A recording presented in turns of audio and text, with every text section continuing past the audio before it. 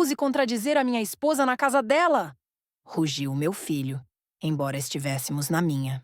Uma hora mais tarde, a minha nora já perdia a paciência, e ele me ligava da rua, implorando que eu o deixasse entrar, ao menos para pegar as suas coisas. Olá, amigos! Estamos felizes em vê-los no nosso canal. Escrevam nos comentários de que cidade ou país vocês são. Vamos adorar saber. Se gostarem do nosso conteúdo, não esqueçam de deixar um like e se inscrever. Isso ajuda muito no nosso crescimento. Acomodem-se e aproveitem o vídeo. O sol entrava pela janela da minha cozinha, iluminando as louças de cerâmica que eu organizara com tanto cuidado ao longo de 20 anos. Estava a preparar o café da manhã, como fazia todas as manhãs, quando ouvi a voz do Miguel, o meu filho, cortando o silêncio como uma faca. Não te atrevas a discutir com a minha mulher na casa dela. A raiva nos seus olhos era algo que eu nunca vira antes. Fiquei paralisada, com a chaleira na mão, sentindo o peso das palavras como se me tivessem esbofeteado. Estávamos na minha casa, na casa que construí tijolo a tijolo em Lisboa, com o suor de 35 anos de trabalho.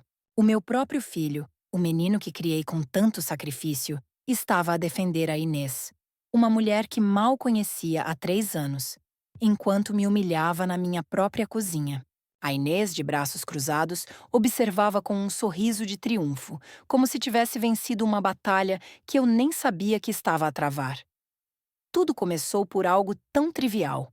A Inês mudar as minhas louças de lugar sem me perguntar, reorganizando a cozinha ao seu bel prazer.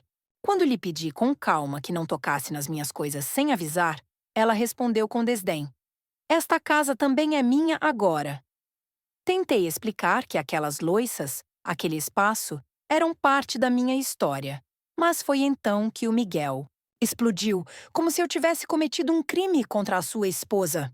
Chamo-me Teresa Silva, tenho 72 anos, e naquele momento senti que o filho que criei, o menino que embalei noites a fio, que alimentei com colher até aos 5 anos, por ser tão teimoso, me olhava como se eu fosse uma estranha.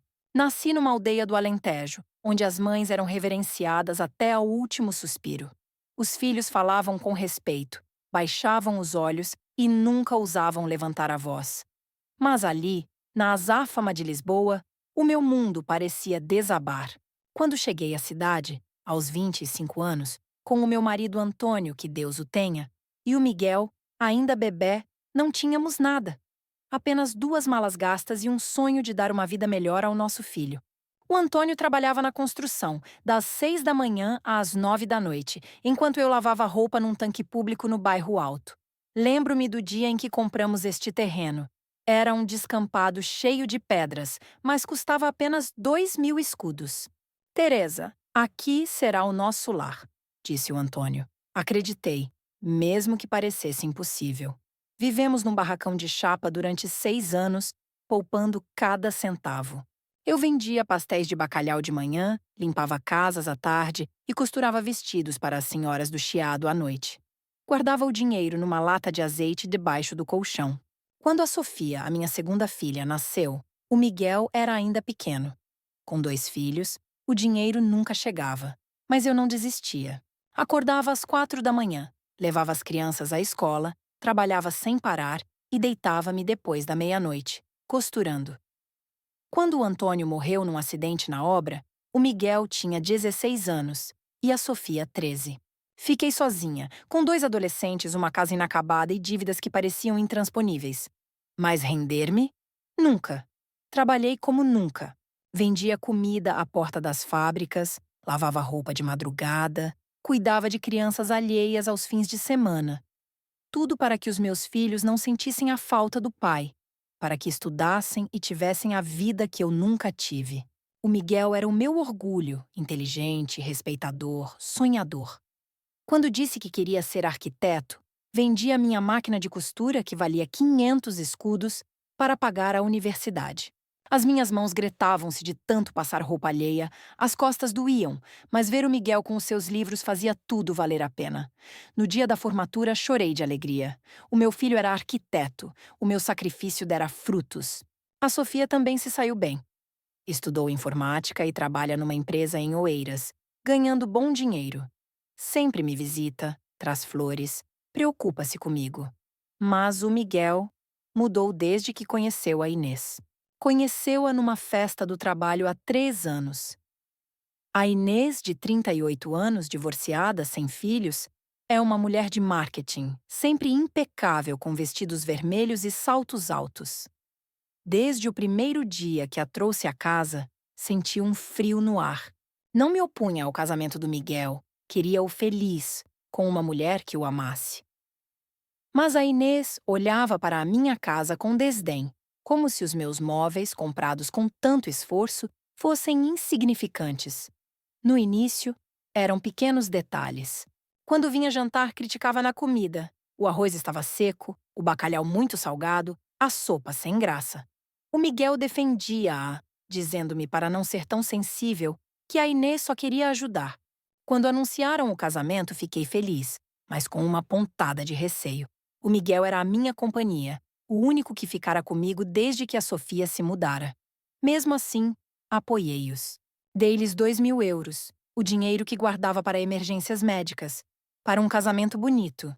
A Inês mal agradeceu, como se fosse minha obrigação. Depois do casamento, o Miguel disse que ele e a Inês ficariam em casa enquanto poupavam para comprar um apartamento.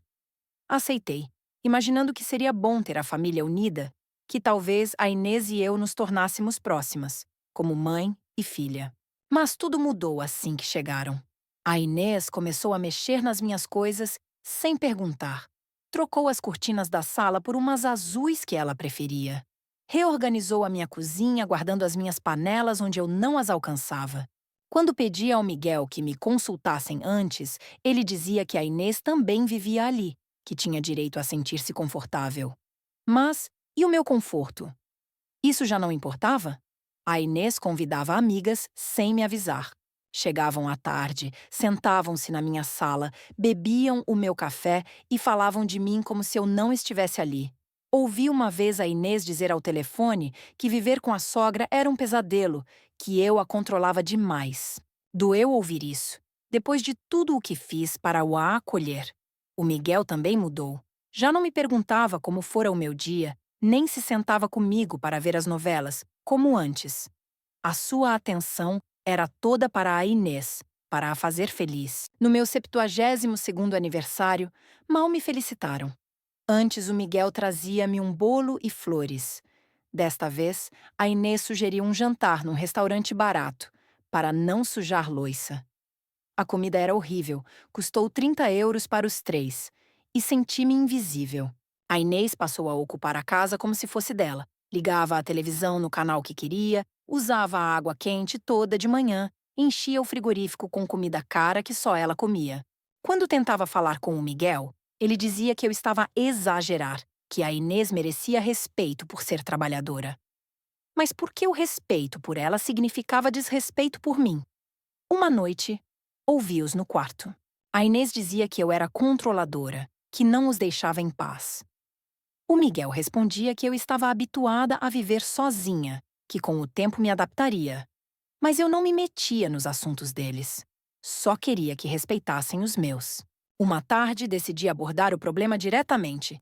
Disse-lhes que me sentia uma estranha na minha casa, que precisávamos de regras para conviver.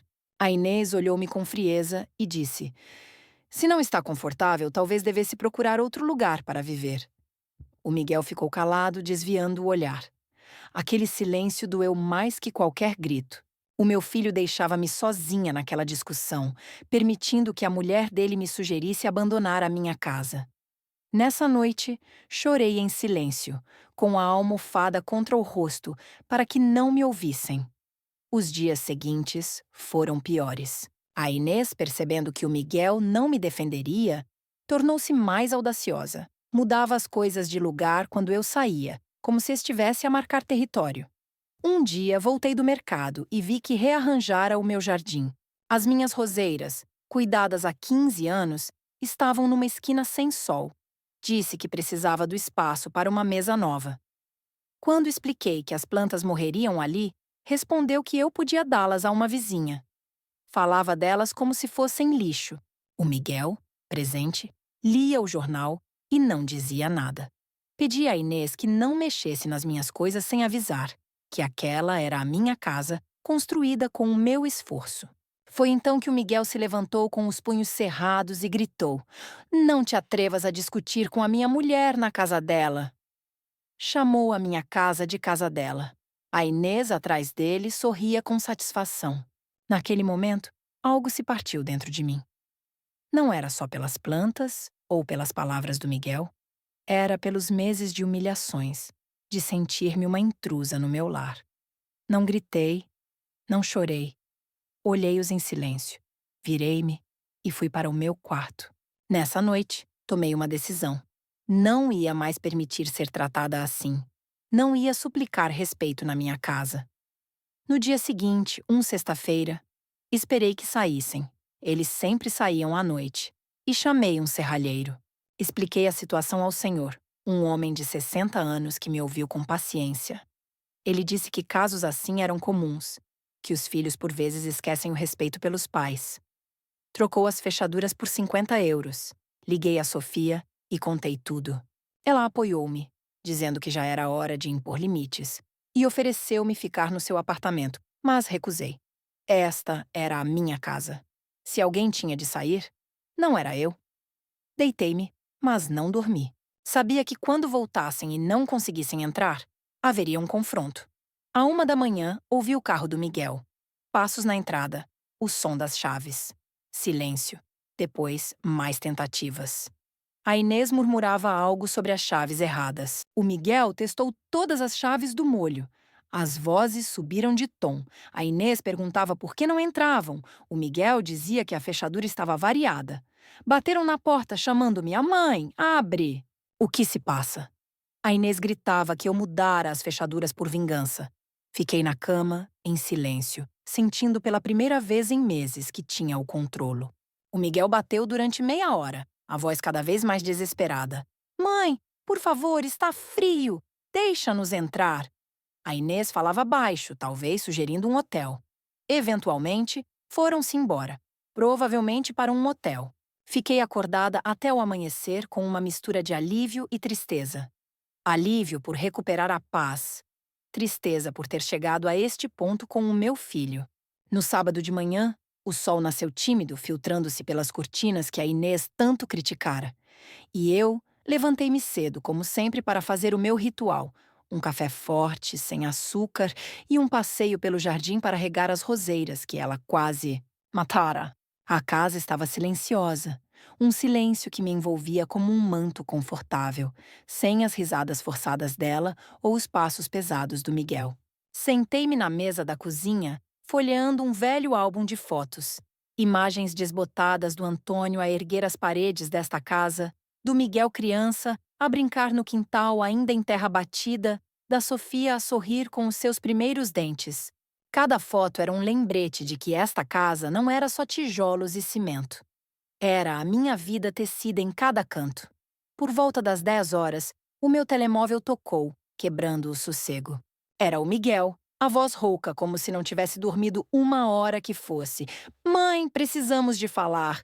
Estamos na casa de uma amiga da Inês, mas temos de ir buscar as nossas roupas, as coisas."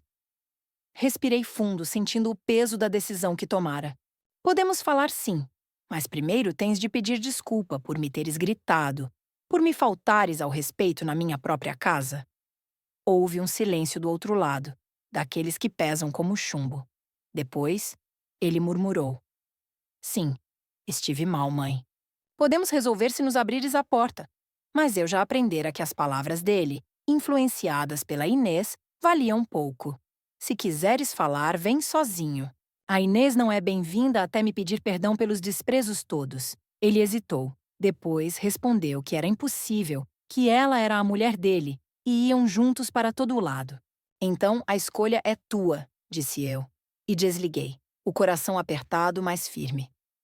O resto do sábado foi um vai-vem de chamadas. 5 vezes o telemóvel tocou, cada uma mais urgente que a anterior. Na terceira, a voz dele já não tinha raiva, mas preocupação. "Mãe, precisamos da roupa para trabalhar na segunda. Temos documentos no quarto. Não é justo castigares-nos assim." Respondi que não era castigo. Era consequência. que na minha casa só entrariam quem me respeitasse. Se queres viver aqui, escolhe a tua mulher ou a tua mãe. Não podes ter as duas se uma me desrespeita. Na quarta chamada, ele suplicou, a voz trêmula: Mãe, por favor, somos família. A Inês está a chorar. Não entende por que estás tão zangada. Sabia que era mentira. Aquela mulher não chorava por ninguém. Mas via que ele estava no limite, percebendo que eu falava a sério. Na quinta, à noite, mudou de tática. Se não abrires, chamo a polícia. É ilegal deixares-nos sem as nossas coisas. Ri-me por dentro, mas respondi calma. Chama quem quiseres. A casa está no meu nome. Pago tudo. Tenho as escrituras. A polícia dá-me razão. Ele calou-se, sabendo que eu tinha a verdade do meu lado. No domingo, o silêncio continuou até às 11 horas, quando ouvi vozes na rua. Espreitei pela janela e vi o Miguel na calçada, ao telemóvel, com a roupa amarrotada, olheiras fundas, como se não dormisse há dias. A Inês não estava com ele. Provavelmente ficara na casa da amiga, esperando que ele resolvesse o estrago. Ele desligou e aproximou-se da porta, batendo suavemente, a voz baixa, quase infantil. Mãe, sou eu. Podemos falar? Vim sozinho, como disseste. Hesitei, o coração dividido entre o desejo de o abraçar e o medo de ceder demasiado cedo. Não abri logo. Perguntei pela porta. Onde está a tua mulher? Ficou na casa da Lupita. Vim sozinho para falarmos. Vens pedir perdão por me teres gritado? Outro silêncio. Sim, mãe. Desculpa, estive mal. Mas tens de entender que a Inês é a minha mulher agora. Precisamos de nos dar bem. Abri a porta e vi-o. Olheiras, barba por fazer, a mesma roupa de cesta. Doeu-me vê-lo assim, mas não podia deixar a pena anular a lição. Entra, vamos para a sala. Ele sentou-se no sofá onde o pai se sentava, passando as mãos pelo rosto, suspirando. Mãe, sei que as coisas não andam bem. A Inês diz que a tratas mal, que não a aceitas na família, e talvez eu tenha sido defensivo demais. Já começava torto acreditando na versão dela, mas ouvi até o fim. Mas mudar as fechaduras foi exagerado. Não nos podes deixar na rua assim. Somos a tua família. Esta é a nossa casa também. Parei-o ali. Não, Miguel. Esta é a minha casa. Eu comprei, paguei, construí. És bem-vindo, mas com condições. Respeito. Ele baixou a cabeça. Eu respeito-te, mãe. Respeito? Gritar-me à frente da tua mulher é respeito?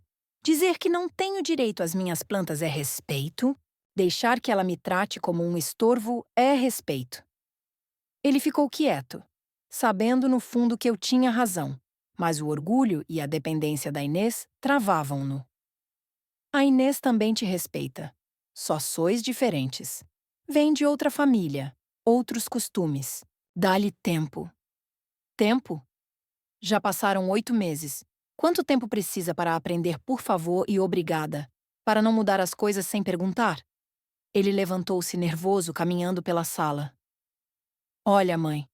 A Inês é a minha mulher. Amo-a e vou defendê-la sempre. Se não aceitas isso, temos um problema grande. Ali estava. Não viera pedir perdão, viera dar um ultimato disfarçado. Ou aceitava os desprezos dela, ou perdia o filho. Pensei nos sacrifícios, anos a trabalhar dobrado para os estudos dele, noites em claro quando estava doente, os milhares gastos nele. Miguel, eu também te amo, mas o amor não é só de um lado. Se me amas, defende-me quando a tua mulher me desrespeita. Ele sentou-se de novo, cabeça nas mãos, lutando interiormente. Está bem, falo com a Inês para te pedir perdão, mas dá-nos as chaves. Não podemos dormir em casas alheias. Não, desculpas forçadas não valem. Ela tem de perceber sozinha e tu tens de decidir se permites mais desrespeito. E, entretanto, ficamos na rua? Não na rua. Tens emprego, ganhas bem. Aluguem um apartamento, um hotel, vão para a casa dos pais dela. São opções. Ele olhou-me com surpresa, dor, medo, vendo que a mãe dele mudara, que não cedia mais pela paz. A sério não dás as chaves? A sério. A porta está aberta para ti sozinho quando decidires que a tua mãe merece respeito. Ele saiu sem despedida, ombros caídos, e eu vi-o do janela até o carro sumir, o coração partido, mas aliviado por falar sem interrupções. Na segunda, levantei-me cedo, fiz café, li o jornal, reguei as plantas. A casa silenciosa era estranha, sem as queixas da Inês sobre os vizinhos ou a água quente. Às 10, a Sofia ligou.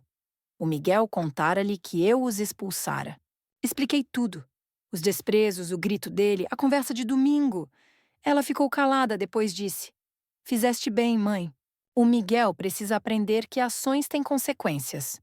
Contou que ele pedira para ela interceder, mas recusara, dizendo que era problema entre nós. Senti orgulho dela, por não tomar partidos. Durante a semana, nada do Miguel. Preocupei-me, mas sabia que estava bem. Só zangado por não conseguir o que queria. Na quarta, enquanto regava o jardim, a vizinha Dona Clara aproximou-se. Vizinha há 15 anos, perguntou pelo Miguel e Inês. Contei o essencial. Ainda bem que puseste limites, Teresa. Aquela rapariga sempre me pareceu arrogante. Surpreendida, perguntei o que vira. Contou que ouvira a Inês gritar com a empregada de limpeza, tratando-a como criada, e uma vez bloqueara a garagem dela, respondendo grosseiramente quando pedida para mover o carro. Confirmava. Eu não exagerava. A Inês era irrespetuosa com todos, mas o Miguel, cegado, não via. Na sexta à noite, via televisão quando o telemóvel tocou, número desconhecido, era o Miguel, voz cansada. Mãe, sou eu, do telefone de um colega. O meu plano acabou, sem dinheiro para renovar. Doeu ouvir. Ele sempre gerira bem o dinheiro. Como estão? Mal, mãe. Uma semana num hotel barato. Dinheiro esgotado. A Inês pediu emprestado à irmã para comer. Por que não alugam um apartamento? Pedem 3 meses de caução mais o primeiro. Uns 2.500 euros que não temos. Pausa longa. Respiração pesada. Mãe, preciso de um favor. Podes emprestar para o apartamento? Pagamos em 6 meses. Miguel, não tenho esse dinheiro. Os 2.000 da Buda foram tudo, e não vou endividar-me pelo problema que criaram. Se fossem respeitosos, viviam aqui sem pagar. Voz dele endureceu. A sério, vais deixar o teu filho na rua pelo teu orgulho? Não na rua. Tens mãos, trabalho. Aluga um quarto barato, pede adiantamento ao chefe. Há opções. Suspiro dele. Entendi, mãe. Mas a Inês está magoada, diz que nunca a aceitaste. Miguel recebia de braços abertos. Se sente rejeitada, é a consciência dela. Ela foi sempre respeitosa. Respeitosa? Sugerir que eu saísse da minha casa? Silêncio. Bem, tenho de desligar, só queria que soubesses. Miguel, espera. A porta está aberta para ti. Amo-te, mas não permito desrespeito nem da tua mulher. Se ela pedir perdão sincero, reconhecendo-lhe o que fez, falamos. Ele disse que falaria com ela e desligou sem adeus. Nessa noite, não dormi bem, preocupada com as dificuldades dele, mas sabendo que era preciso para aprender. No sábado, liguei a Sofia sobre a chamada. Ela disse que o Miguel pedira dinheiro a ela também, mas recusara para que ele aprendesse. Contou que investigara a Inês por curiosidade. Colegas dela diziam que era conflituosa, prepotente. O primeiro casamento durara menos de 2 anos, com problemas com a família do ex, acusando-a de manipuladora. Preocupei-me. Era um padrão, não coincidência.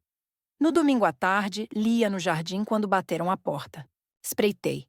Uma mulher desconhecida, uns 30 anos, vestido verde elegante, cabelo loiro, óculos de sol caros. Abri e ela tirou os óculos, sorriso falso. É a senhora Teresa? Mãe do Miguel? Sim. Em que posso ajudar? Sou a Rita, irmã da Inês. Podemos falar? Convidei-a a entrar, mas algo me dizia que não seria agradável. Sentou-se, olhando a casa com superioridade, como a Inês. Vim pelo problema com a minha irmã e o Miguel. Não tenho problema. Eles é que não respeitam idosos. Sorriso condescendente. Entendo que seja difícil adaptar-se a uma nova pessoa, mas a Inês ama o Miguel. Não é justo castigá-los. Castigar? Só exijo respeito na minha casa. Eles não têm dinheiro para alugar. Dormem em hotéis baratos. O Miguel está deprimido, emagrecido. Doeu ouvir sobre o Miguel, mas não cedi ao chantagem. São adultos. Se não se administraram, não é culpa minha. Expressão dela mudou. Desprezo. Seja direta, senhora. A Inês contou que é controladora. Possessiva com o Miguel. Ri-me interiormente. A versão distorcida da Inês. Vou contar a verdade. Recebia bem, como filha. Mas ela mudou tudo sem perguntar. Tratou-me mal. Ela interrompeu. Não vim discutir razão. Seja razoável. O Miguel é sangue do seu sangue. Não é mal entendido. Ela desrespeitou-me. Ele defendeu-a gritando. Ela levantou-se impaciente. Quer que a Inês peça perdão de joelhos? O que precisa para dar as chaves? Que reconheça o mal, peça perdão sincero e o Miguel entenda que mereço respeito. Riso desagradável. Vive no passado. Hoje as noras não obedecem como criadas. Nunca pedi obediência. Só respeito. Mudou tática. Voz suave. A Inês está disposta a desculpar-se. Reconhece mal-entendidos. Não mal-entendidos. Sugeriu que eu saísse da minha casa, mudou as minhas coisas. Suspiro dela. Seja prática. O Miguel ganha 1.800 euros. Com a vossa ajuda, poupam mais rápido. Dinheiro não é tudo. Dignidade vale mais. Olhar de pena. Está velha. Não prefere o filho perto mesmo com conflitos a ficar sozinha. Prefiro sozinha e em paz a humilhada. Surpresa nela. Vejo que é teimosa, mas a Inês sofre e chora todos os dias. Não a odeio, só não permito desrespeito. O Miguel está magro, deprimido, sente que perdeu a mãe. Não me perdeu. Amo-o, mas amor não é pisar. Ela saiu batendo a porta. Espero que durma bem vendo o seu filho na rua pelo seu orgulho. Palavras doeram, mas não cedi. Ele não fica na rua, é capaz. Escolheu defender desrespeito. Triste, a visita confirmou a manipulação da Inês. Liguei a Sofia, que se enraiveceu com a chantagem. Mãe, ela quis manipular-te. Milhões vivem assim, alugando quartos. Tinha razão, mas sentia culpa. Na segunda chamada inesperada, do trabalho do Miguel. Não aparecera, sem avisar. Preocupei-me. Ele era responsável há 5 anos. Tentei ligar-lhe, sem resposta. Liguei a Sofia, também sem notícias. Às 2 da tarde, ele ligou. Voz estranha, como bêbado. Mãe, sou eu. Onde estás? Do trabalho ligaram. Num bar perto do hotel. Não fui, não dormi. Brigamos feio, eu e a Inês. O quê? A Rita contou da conversa contigo. A Inês enfureceu-se. Diz que a humilhaste. Não quer pedir perdão. E agora? Não sei. Diz que se a amo, corto contigo, que enquanto fores na vida dele, ela não é feliz. Pausa, ruído de bar. Mãe, diz a verdade. Nunca perdoas a Inês. Preferes perder-me? Não te quero perder. Amo-te mais que a vida. Mas não finjo que nada aconteceu. Ela desrespeitou-me e tu defendeste-a. É a minha mulher, normal defendê-la.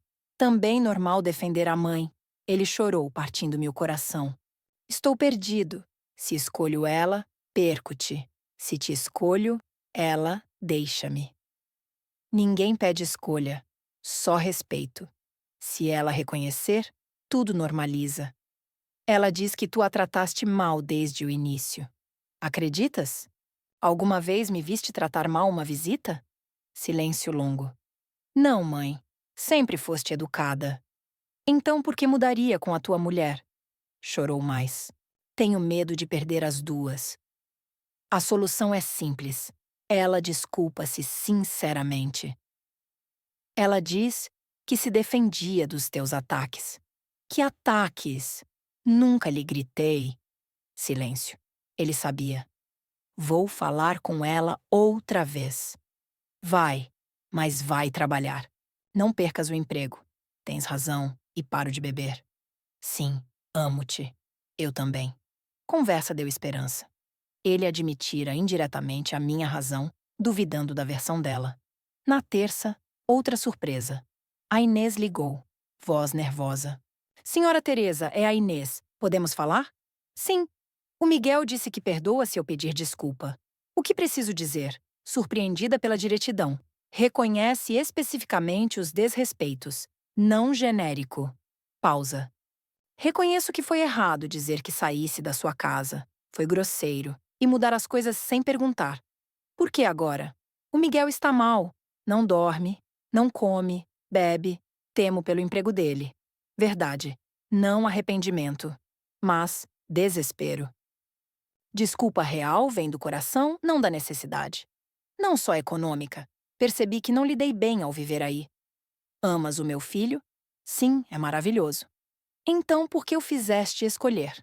Pausa longa. Tinha ciúmes da vossa relação. Sentia-me secundária. Confissão surpreendeu. Amor de mãe e esposa são diferentes. Não competem. Nunca te quis afastar. Sei agora. Quero arranjar. O que fazer? Preciso de tempo. Vem falar cara a cara sem Miguel. Aceitou vir essa tarde. Nervosa, preparei-me. Às 5 bateram. Abri. A Inês com flores vermelhas, cansada, sem maquilhagem, ojeras, diferente da arrogante de antes. Trouxe estas como desculpa. Obrigada. Entra. Sentou-se, mãos nos joelhos, evitando olhos. O Miguel sabe que vim? Não. Está a trabalhar. Vim sozinha para a honestidade. Bom sinal. Por que agiste assim? Pensavas que te tratava mal? Suspiro, olhou-me. Venho de família diferente. Pais divorciados, mãe ensinou a não confiar. Quando o Miguel falava de ti com carinho, pensei que me controlarias. Cheguei defensiva. E o que encontraste? Uma senhora amável que me acolheu, cozinhou para mim, mas achava que era fingimento. Por que não falamos? Medo de mostrar fraquezas. Reagiste atacando primeiro. Doeu perceber. Medos dela torturaram-na. Nunca quis mal. Queria família feliz. Sei agora. Causou dano, mas vejo o Miguel destruir-se. Estraiar a casa, as novelas contigo. Arrependida. Sim, fui grosera, egoísta, sem direito. Lágrimas pareciam reais. Se der oportunidade, serei a nora que merece. Prova com atos, respeita regras, pede permissão, ajuda em casa. Desacordos falamos com respeito. Sim. Se não funcionar, saímos sem drama. E o Miguel apoia. Vou dizer-lhe para te respeitar sempre. Arrodilou-se, tomou minhas mãos. Perdão do coração por desrespeito, problemas causados. Chorou. E eu também. Abraçamo-nos primeira vez desde a boda. Parecia sincero. Dou oportunidade, mas única. Se problemas, não há terceira. Entendo. Podemos voltar hoje? Sim, mas falo com ambos para regras. Foi-se. Grata. Preparei café e bolachas. Hora depois, carro chegou. Vi-os descer. Miguel nervoso. Inês apoiando-o. Abri e ele abraçou-me. Mãe! Voz quebrada. Choramos, ele tremendo. Inês esperou. Convidei-a.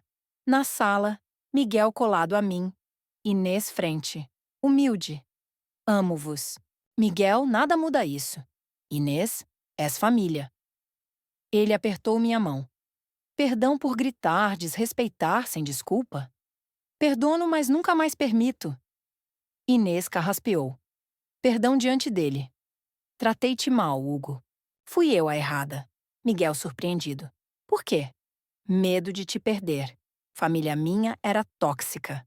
Abraçaram-se chorando. Esperança cresceu. Regras. Casa minha, decisões minhas. Mudanças consultadas.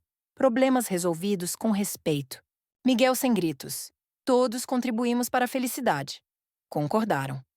Segunda oportunidade única, problemas sérios saem. Justo, disse Inês. Abraçamo-nos. Cenamos juntos, cozinhando, eu e Inês. Contou da infância dura. Miguel relaxado, rindo. À noite, televisão juntos. Antes de dormir, Miguel. Obrigado pela chance. Inês. Obrigada por ensinar família verdadeira. Deitei-me refletindo. Dor valera para lição. Meses depois, Inês cumpria. Ajudava. Respeitava. Miguel maduro. Um dia, jardim, Inês perguntou: Como foste tão forte? Mãe solteira ensina decisões duras por dignidade. Prefiro sozinha respeitada a acompanhada humilhada. Acenei pensativa. Paz reinava. Casa era lar novamente. Passados 6 meses desde aquela reconciliação que pareceu renascer das cinzas de um incêndio familiar, a rotina na minha casa em Lisboa ganhara um ritmo novo, quase poético, como o fluir do Tejo em dias calmos. As roseiras no jardim florescem com vigor renovado, graças aos cuidados partilhados entre mim e a Inês, que agora se agachava ao meu lado nas manhãs frescas, regando as raízes com uma delicadeza que eu não imaginava nela.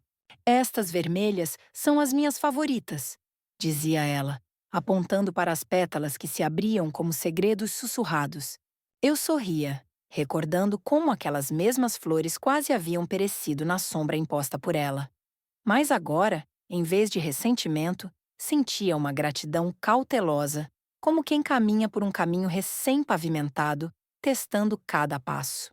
O Miguel, por sua vez, transformara-se num filho mais atento, não só nas palavras, mas nos gestos miúdos, que constroem pontes invisíveis. Todas as quintas-feiras chegava do trabalho com um saquinho de pastéis de nata da pastelaria do bairro, os meus preferidos, quentes e polvilhados de canela, e sentávamo-nos os três na varanda ao entardecer, partilhando histórias do dia. Ele falava dos projetos arquitetônicos que desenhava no escritório, esboçando no ar linhas imaginárias de edifícios modernos que contrastavam com a simplicidade da nossa casa antiga. A Inês escutava rindo das anedotas dele sobre clientes excêntricos e por vezes intercalava com relatos do seu mundo no marketing, campanhas digitais que pareciam magia para mim, uma mulher habituada ao tacto do tecido e ao cheiro da terra. Imagine, senhora Teresa, um anúncio que segue as pessoas no telemóvel como um fantasma amigável, explicava ela, e eu ria fascinada e um pouco assustada com esse mundo virtual que invadia o real. Mas nem tudo era idílio perfeito. Sombras subtis pairavam como nuvens passageiras num céu de verão. Uma tarde, enquanto limpávamos a cozinha juntas, ela lavando a louça, eu enxugando, a Inês mencionou casualmente um plano que o Miguel lhe confidenciara. Ele quer remodelar a sala, transformar aquele canto escuro num escritório pequeno para trabalhar em casa. O meu coração deu um salto, recordando as mudanças impostas no passado, mas respirei fundo, lembrando as regras que estabelecêramos. E o que pensas disso? Perguntei mantendo a voz neutra, como quem testa águas profundas. Ela parou, esponja na mão, e olhou-me diretamente. Acho uma boa ideia, mas só se a senhora aprovar. É a sua casa, né, afinal? Talvez possamos desenhar algo que mantenha o estilo antigo, com aquelas molduras de madeira que tanto gosta. Surpreendida pela consideração, assenti, e juntas traçamos um esboço num papel velho, misturando as minhas memórias com as visões modernas dela. Foi o primeiro teste real à nossa trégua. E passamos com distinção, sem uma palavra alta ou olhar atravessado. Entretanto, a Sofia, a minha filha mais nova, tornara-se uma presença mais constante, como se o episódio todo a tivesse aproximado ainda mais. Vinha aos domingos com o namorado, o Pedro, um engenheiro simpático de Setúbal que trazia sempre vinhos do Alentejo para partilharmos.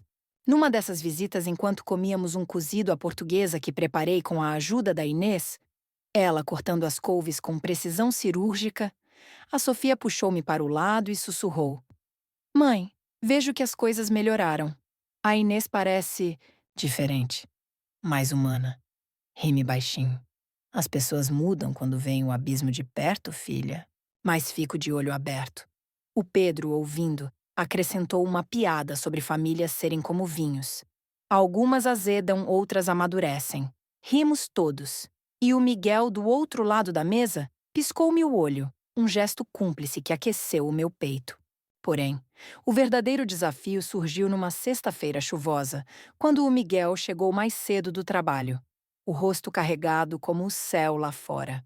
Sentou-se à mesa da cozinha, onde eu preparava um chá de camomila para acalmar os nervos que pressentia no ar.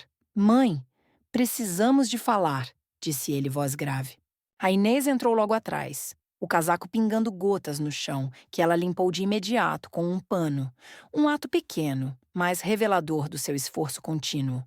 O que se passa? Perguntei, servindo o chá para os três, o vapor subindo como véus de mistério.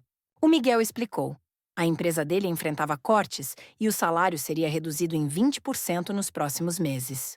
Com isso, o nosso plano de comprar um apartamento atrasa-se. Talvez tenhamos de ficar aqui mais tempo do que pensávamos. Olhei para a Inês, esperando ver frustração, mas ela assentiu calmamente. Se a senhora permitir, claro.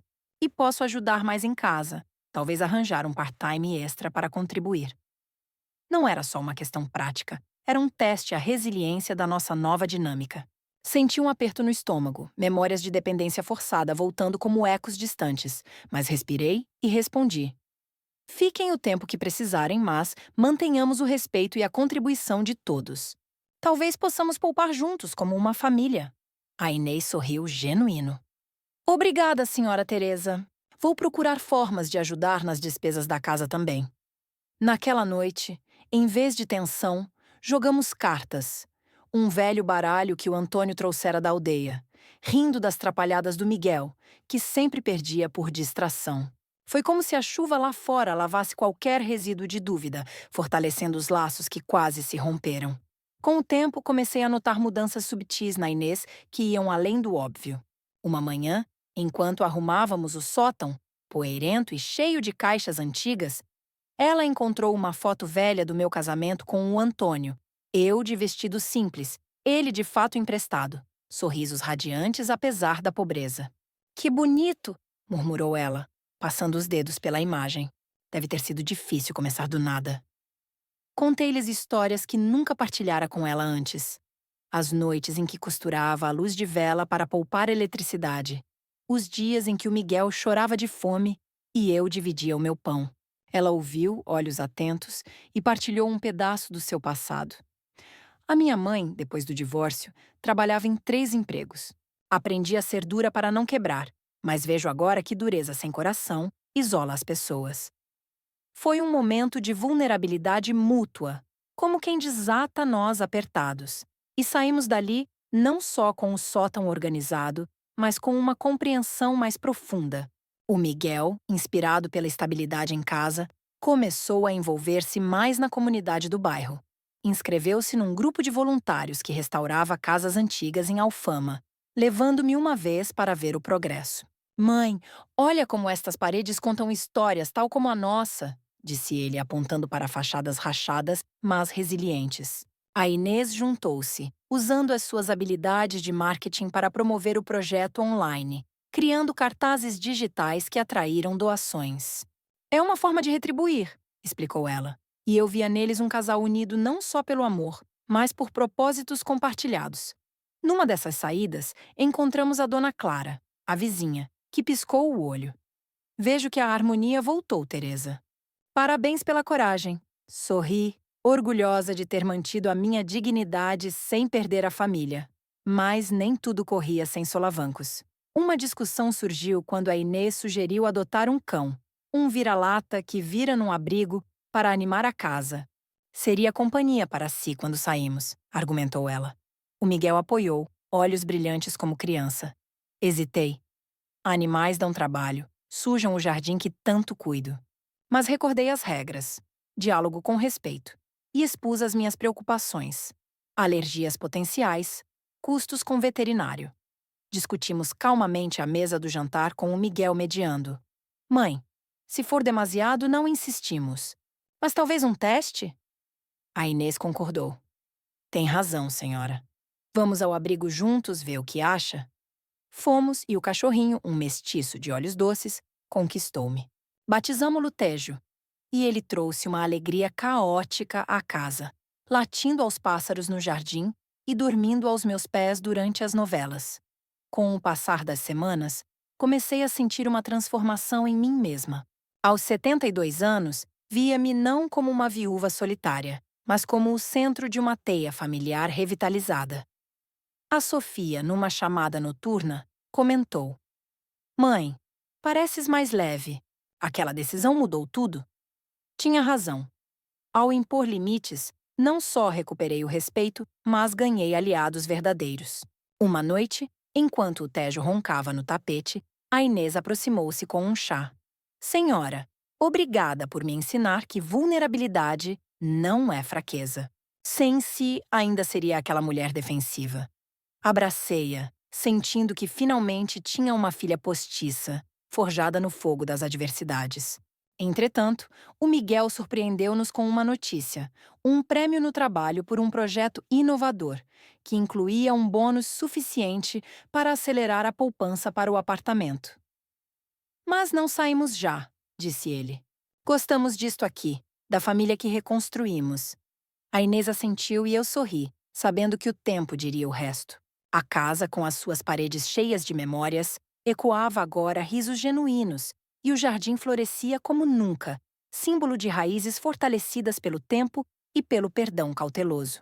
Enquanto o outono se instalava em Lisboa com ventos suaves que faziam dançar as folhas das árvores na rua, trazendo um cheiro de castanhas assadas dos vendedores ambulantes, a nossa casa parecia ter encontrado um equilíbrio delicado, como uma orquestra onde cada instrumento conhecia o seu lugar sem sobrepor os outros. O Tejo, o nosso cachorrinho mestiço, crescia a olhos vistos, correndo pelo quintal em perseguições imaginárias a borboletas, e tornara-se o catalisador de momentos inesperados de união. Uma manhã, ao acordar com os seus latidos animados, encontrei a Inês já na cozinha, preparando um pequeno almoço especial. Ovos mexidos com ervas do jardim que ela própria plantara, tomilho e alecrim que eu lhe ensinara a cultivar. Bom dia, senhora Teresa, disse ela, com um sorriso que iluminava o rosto ainda marcado pelo sono. O Tejo acordou-me cedo, então pensei em surpreendê-la. Sentei-me tocada pelo gesto e, enquanto comíamos, conversamos sobre sonhos da juventude. Os meus de uma vida simples no Alentejo e os dela de viagens por cidades europeias que via em revistas de moda. O Miguel, entretanto, mergulhava mais fundo no seu projeto voluntário em Alfama, levando-nos a todas para visitas guiadas pelas ruelas empedradas, onde o fado ecoava de janelas abertas como lamentos ancestrais. Numa dessas tardes, sob um céu cor de laranja, paramos num miradouro com vista para o rio e ele apontou para um edifício em restauração. Mãe, imagina se aplicássemos algumas destas técnicas na nossa casa?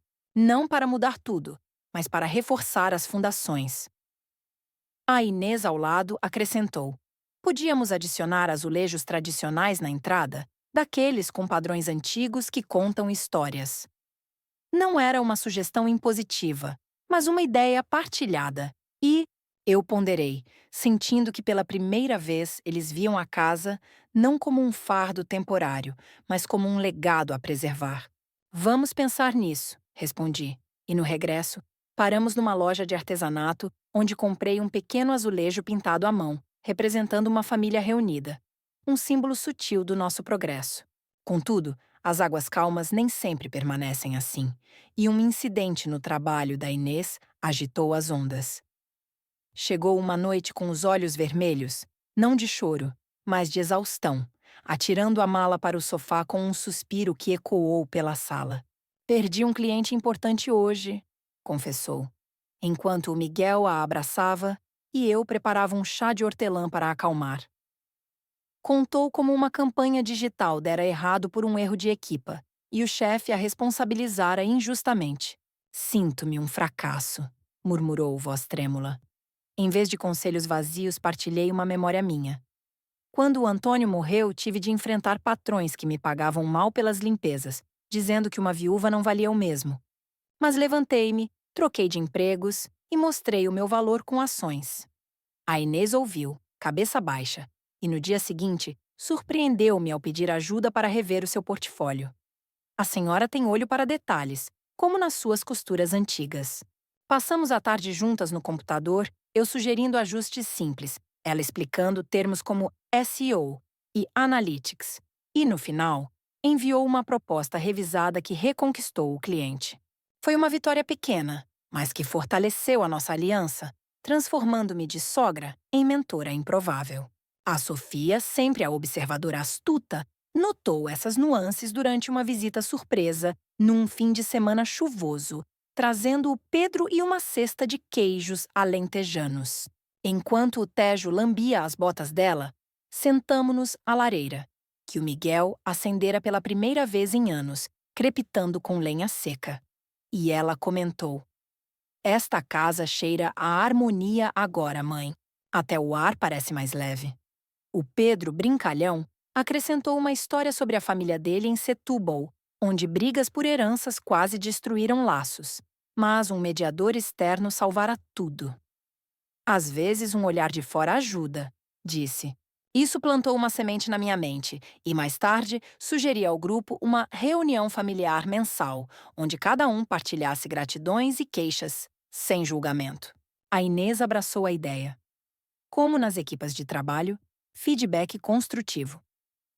Na primeira reunião, ao redor da mesa com vinho e petiscos, o Miguel agradeceu pela paciência minha, a Inês pela oportunidade de crescer, e eu por ver neles não intrusos, mas companheiros de jornada. Mas o destino gosta de curvas inesperadas, e uma carta oficial chegou pelo correio, selada com o emblema da Câmara Municipal. Um aviso de obras na rua que afetariam o nosso quintal, exigindo remoção temporária de parte do jardim para tubagens novas. O pânico instalou-se. As minhas roseiras, o cantinho de ervas que a Inês tanto amava, tudo em risco. O Miguel, com seu conhecimento arquitetônico, analisou os planos. "Podemos contestar, mãe. Argumentar que o jardim tem valor histórico para a família." A Inês, usando as suas competências, criou uma petição online, recolhendo assinaturas dos vizinhos via redes sociais, com fotos do Tejo, a brincar entre as flores para sensibilizar. "Vamos transformar isto numa causa comunitária", disse ela, olhos faiscantes. Juntos, fomos à reunião da Câmara. Eu vestida com o meu melhor chaile alentejano, o Miguel apresentando desenhos alternativos, a Inês falando com eloquência sobre preservação ambiental. A dona Clara juntou-se, testemunhando o quanto o nosso jardim inspirava o bairro. Para surpresa geral, a Câmara cedeu, alterando o trajeto das obras. Uma vitória coletiva que nos uniu como nunca, celebrada com um jantar de sardinhadas no quintal salvo. Com o inverno a aproximar-se, trazendo nevoeiros que envolviam a cidade como véus misteriosos, comecei a explorar hobbies esquecidos, inspirada pela energia ao redor. Matriculei-me num curso de cerâmica num centro comunitário perto do Chiado, moldando argila em vasos que decoravam a casa, cada um com impressões das minhas mãos calejadas. A Inês, curiosa, acompanhou-me uma vez criando um prato irregular, mas cheio de cor, que usamos para servir frutas. "É terapêutico", comentou ela, suja de barro, mas rindo. O Miguel, por sua vez, começou a ensinar-me noções básicas de desenho no computador, usando o software que ele dominava. E juntos criamos um mapa digital da nossa árvore genealógica, incluindo a família dela, pais divorciados, a irmã Rita que agora nos visitava ocasionalmente sem o antigo veneno.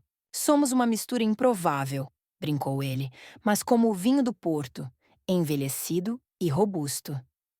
Um episódio tocante ocorreu durante as festas de Natal, quando decorei a casa com luzes piscantes e uma árvore modesta, cheia de ornamentos handmade. A Inês surpreendeu-nos com bilhetes para um concerto de fado no Coliseu, onde vozes melancólicas cantavam de amores perdidos e reencontrados. Sentados lado a lado, senti as lágrimas da Inês no meu ombro durante uma canção sobre mães e filhas. "Lembra-me a minha mãe, que nunca soube perdoar." Depois, no regresso, partilhamos memórias amargas e doces, e eu incentivei-a a ligar para a mãe, distante, uma chamada que durou horas, terminando em planos para uma visita. O Miguel, orgulhoso, sussurrou-me: "Mãe, foste tu quem plantou esta semente de reconciliação." À medida que o ano virava, com fogos de artifício iluminando o Tejo na passagem para o novo, refleti no quanto a crise nos moldara. O tejo crescia, o jardim prosperava e a casa ecoava não só risos, mas ecos de lições aprendidas. Uma noite, enquanto o vento uivava lá fora, a Inês aproximou-se com um diário. Comecei a escrever sobre a nossa jornada. Talvez um dia vire um livro. Rime. Inclui as partes feias para ser autêntico. Ela assentiu e soube que o nosso laço, forjado em fogo, era agora inquebrável, pronto para ventos futuros. Com a primavera a despontar em Lisboa, trazendo consigo o aroma doce das glicínias que trepavam pelas paredes antigas do nosso bairro, o diário da Inês transformou-se num ritual partilhado, como um segredo sussurrado entre páginas amareladas. Todas as noites, depois de o Tejo se enroscar no seu cesto ao pé da lareira, ela sentava-se à mesa da sala, caneta na mão, e eu juntava-me com uma chávena de tisana de limão, ouvindo-a ler excertos em voz alta. Não as partes polidas, mas as cruas, onde descrevia os seus medos iniciais como sombras que engoliam a luz da casa. Aqui escrevi sobre aquela noite em que discutimos pelo jardim, disse ela uma vez, virando uma folha com cuidado. E como o teu silêncio, senhora Teresa, me fez ver o espelho da minha própria teimosia. Eu acrescentava detalhes esquecidos, como o cheiro da terra molhada após a chuva que lavara as nossas lágrimas. E assim o diário crescia, não como uma crônica fria, mas como um tapete tecido com fios de memórias entrelaçadas. O Miguel, inspirado por essa vulnerabilidade escrita, decidiu embarcar numa aventura própria, um curso online de fotografia urbana, capturando as almas escondidas da cidade com a sua câmara velha que desenterrara do sótão. Quero documentar as nossas raízes, explicou ele, mostrando-me fotos em preto e branco do Tejo a farejar as ruas empedradas de Alfama, ou da Inês, rindo com o vento a despentear-lhe o cabelo no miradouro. Uma dessas imagens, eu e a Inês moldando cerâmica no centro comunitário, mãos sujas de argila mas olhos brilhantes, ganhou um prêmio num concurso local, exposta numa galeria pequena no bairro Alto. Fomos à inauguração juntos, o Pedro e a Sofia juntando-se com garrafas de espumante, e ali, entre flashes e aplausos, senti um orgulho que transcendia o sangue. Era o orgulho de uma família reinventada, onde cada membro florescia à sua maneira, nutrido pelo solo comum que quase fora arrasado. No entanto, como em qualquer ecossistema vivo, surgiram ervas daninhas inesperadas, testando a robustez das nossas raízes. Uma carta da irmã da Inês, a Rita, chegou num envelope perfumado, convidando-a para uma viagem surpresa a Paris. Só nós duas, para reconectarmos, escrevia ela, com palavras doces, mas sublinhadas por uma urgência que me soou familiar, ecoando as manipulações do passado. A Inês mostrou-me hesitante durante um almoço de salada de polvo que preparara com ervas do jardim. Quero ir, mas sinto que pode ser uma armadilha para me afastar daqui, confessou, mordendo assolábio. O Miguel ao lado franziu o sobrolho. A Rita nunca perdoou a nossa reconciliação? Lembra-te como ela tentou envenenar as águas antes. Ponderei, recordando a visita dela com o seu vestido verde e sorriso falso, e sugeri. Vai, mas leva o diário. Escreve tudo. E se sentir expressão, liga-nos. Mostra-lhe como mudaste. Ela partiu por uma semana e a casa pareceu mais vazia, o Tejo choramingando à porta como se pressentisse a ausência, mas as chamadas noturnas dela. A Torre Eiffel é linda, mas sinto falta do nosso Tejo. Tranquilizaram-nos, revelando uma Inês mais assertiva, que confrontou a irmã sobre velhos rancores sem ceder terreno. Ao regresso, a Inês trouxe não só souvenirs, um lenço de seda para mim, com padrões que lembravam os azulejos da nossa entrada, mas histórias de confrontos que a fortaleceram. A Rita tentou reavivar os velhos dramas, dizendo que eu me submetia demasiado aqui, contou ela, enquanto desembrulhava queijos franceses para um piquenique improvisado no quintal. Mas mostrei-lhe excertos do diário, E ela calou-se. Percebi que os medos dela são os meus antigos, mas eu evoluí. O Miguel abraçou-a, e eu vi neles um casal mais sólido, como rochas polidas pelo rio, capazes de resistir a correntes externas. Para celebrar, organizamos uma festa surpresa com vizinhos. A dona Clara trouxe bolinhos de arroz, o Pedro tocou guitarra, e o Tejo dançou entre as pernas das pessoas, latindo de excitação enquanto partilhávamos risos e tostas com patê. Essa onda de confiança inspirou uma iniciativa coletiva. Transformarmos o sótão num espaço multifuncional, não só para arrumação, mas para hobbies partilhados. O Miguel desenhou os planos, incorporando estantes para o diário da Inês e prateleiras para as minhas peças de cerâmica, enquanto eu e ela pintávamos as paredes de um azul suave, reminiscentes do céu alentejano. Durante as obras, descobrimos relíquias esquecidas, cartas do Antônio, cheias de promessas rabiscadas em papel amassado, e lemo-las em voz alta, lágrimas misturando-se com tinta fresca. Ele diria que estamos a construir sobre fundações sólidas, comentei, e a Inês assentiu. Como nós, senhora Teresa. Cada camada nova respeita a anterior. O espaço pronto tornou-se o nosso refúgio. Noites de leitura, tardes de fotografia, manhãs de meditação guiada pela Sofia, que nos visitava com apps no telemóvel para exercícios de mindfulness. Mas o verdadeiro clímax veio com uma proposta inesperada do Miguel, numa noite de luar cheio que banhava o jardim em prata. Sentados na varanda com o Tejo aos pés ronronando como um motorzinho, ele pigarreou. Mãe, Inês, pensei nisto há meses. Que tal expandirmos a família? Não agora, mas planeando um filho.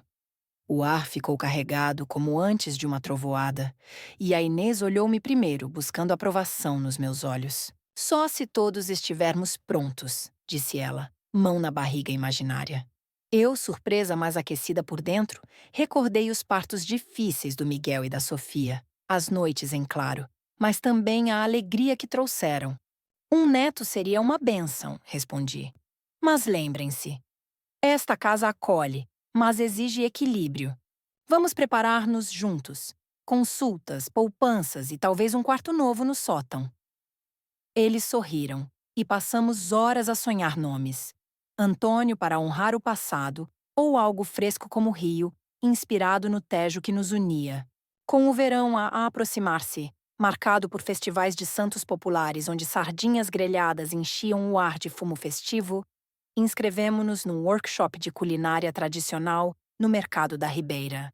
A Inês, com seu toque moderno, misturou receitas antigas com twists, pastéis de bacalhau com ervas exóticas. E eu ensinei-a a fazer arroz de tomate como no Alentejo, temperado com paciência e histórias. O Miguel fotografava cada passo, criando um álbum digital que partilhava com a Rita, agora em tréguas cautelosas após a viagem.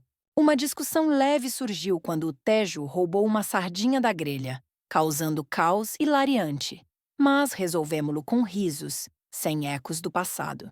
À medida que os dias se alongavam, comecei a sentir uma serenidade profunda, como o Tejo em maré baixa, revelando tesouros escondidos. Uma carta da Câmara elogiou o nosso esforço na petição das obras, convidando-nos para um evento ecológico, onde a Inês falou sobre jardins urbanos como pulmões da cidade. O Pedro propôs casamento a Sofia nessa mesma semana, num piquenique à beira-rio, e ela aceitou, trazendo mais alegria ao nosso círculo. Vamos casar aqui, no jardim, anunciou ela. E eu imaginei flores entrelaçadas com luzes, o Tejo como padrinho latindo aprovações. Numa tarde tranquila, enquanto moldava um vaso na cerâmica, a Inês juntou-se, mãos na argila. Senhora, este diário virou um blog anônimo. As pessoas comentam, dizendo que inspira reconciliações. Sorri. Que bom, filha. Mas lembra, a verdadeira história continua aqui, nas pequenas vitórias diárias. Ela assentiu, e soube que o nosso capítulo, longe de terminado, desdobrava-se em páginas infinitas de crescimento mútuo, resiliente como as raízes das glicínias, que abraçavam a casa. Enquanto o sol de verão se punha sobre Lisboa, Tingindo o Tejo de tons dourados que dançavam como fogos-fatos na água, o blog anônimo da Inês ganhou asas inesperadas, voando para além das nossas expectativas modestas. Comentários fluíam como um rio caudaloso. Histórias de leitores de Porto a Faro, partilhando reconciliações próprias inspiradas nas nossas entrelinhas veladas. O teu texto sobre o perdão como argila moldável tocou-me fundo, escreveu uma mulher de Braga. E a Inês leu-o em voz alta durante um jantar de gaspacho fresco, temperado com coentros do nosso jardim, agora exuberante. Vem! Não sou só eu a mudar, disse ela, olhos brilhando sob a luz das velas que o Miguel acendera na mesa exterior, onde o Tejo latia baixinho a um grilo noturno. Eu, saboreando ao gaspacho, acrescentei. Mas cuida para que o anonimato não vire vaidade. As palavras verdadeiras nascem da humildade, não dos aplausos. Ela assentiu, fechando-se o portátil como quem guarda um tesouro, e prometeu. Vou responder a cada um, como se fossem vizinhos do nosso bairro. Essa onda de conexão digital espelhou-se no Tissan, mundo real, quando a Sofia e o Pedro anunciaram o casamento no nosso jardim, transformando-o num palco de festa popular com aroma a manjerico e balões coloridos. O Miguel, com a sua veia arquitetônica, ergueu um arco de glicínias entrelaçadas com luzes LED solares, criando um portal mágico sob o céu estrelado.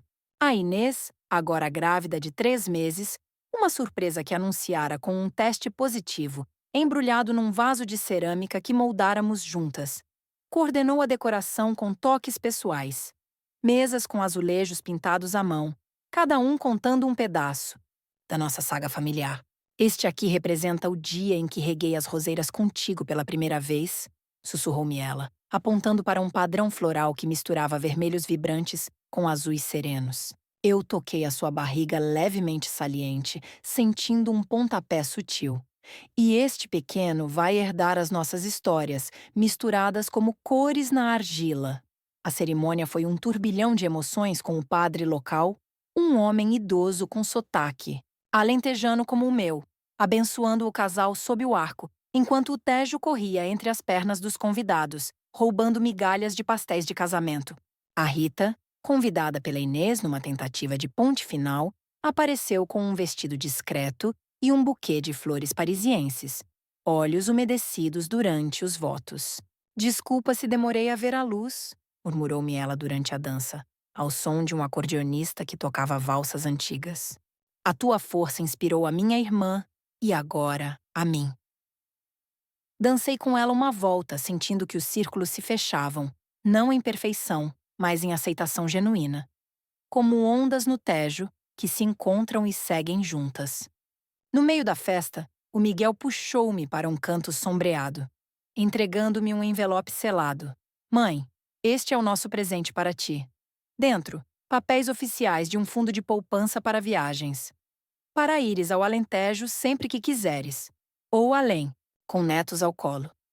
Lágrimas brotaram não de dor, mas de uma plenitude que eu pensara perdida para sempre. Vocês são o meu maior tesouro.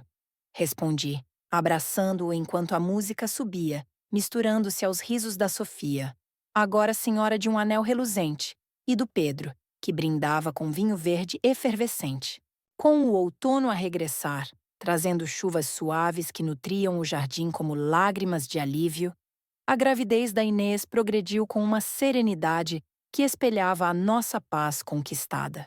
Consultas médicas tornaram-se excursões familiares, com o Miguel carregando ecografias como mapas preciosos e eu preparando chás de ervas ancestrais para enjoos matinais. Uma tarde no centro de cerâmica, moldamos juntos um mobile para o berço. Pássaros de argila suspensos em fios, cada um representando um membro da família. O meu, uma águia alentejana resiliente. O dela, uma andorinha migratória que encontrou o ninho. Este bebê vai voar alto, mas com raízes firmes, disse ela, girando o mobile para ver os pássaros dançarem na luz filtrada pelas janelas empoeiradas. O blog evoluiu para um podcast modesto, gravado no sótão renovado, onde a Inês convidava anônimos a partilharem vozes tremidas de redenção. Eu participei num episódio voz rouca, mas firme, contando sem nome sobre a casa que quase perdi, mas reconquistei com limites de amor. Ouvintes enviaram mensagens de Faro a Madeira, e uma editora contactou-a para um livro. Reconciliações Improváveis. Título que rimos ao escolher, bebendo café forte na varanda, enquanto o Tejo farejava folhas caídas. Mas o clímax veio no nascimento, numa madrugada de inverno onde o Tejo uivava como lobo protetor. O bebé, uma menina chamada Maria, em honra da minha mãe alentejana, chegou chorando forte, olhos curiosos como os da Inês, cabelos escuros como os do Miguel. No hospital, segurei-a primeiro, sentindo o ciclo renovar-se. Bem-vinda ao nosso caos bonito. Pequena. A Sofia, agora tia radiante, trouxe o Pedro com brinquedos de madeira. A Rita, uma manta tecida à mão. De volta à casa, o jardim recebeu-nos com flores fora de época, como milagre, e o mobile girava sobre o berço no sótão, cantando uma canção de vento. Anos depois, olhando para trás, Maria correndo pelo quintal com o Tejo idoso, a cochear atrás, a Inês publicando o seu livro com dedicatória, a minha sogra, mestra de dignidade.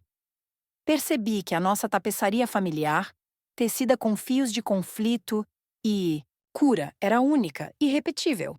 Viagens ao Alentejo tornaram-se anuais, com todos no carro, cantando fados antigos enquanto o Tejo dormia no banco de trás. A casa, com as suas paredes ecoando risos de netos, permanecia o meu santuário, prova de que, às vezes, para florescer, é preciso podar as sombras do passado. Numa noite estrelada, sentada na varanda com uma taça de vinho, a Inês ao lado com Maria no colo, sussurrei. Quem diria que uma discussão por plantas levaria a isto? Ela riu. A vida é argila, senhora. Moldamo-la juntos. E assim, o nosso capítulo, infinito em variações, continuava, resiliente como o Tejo, que fluía eterno, carregando histórias para o mar vasto da existência.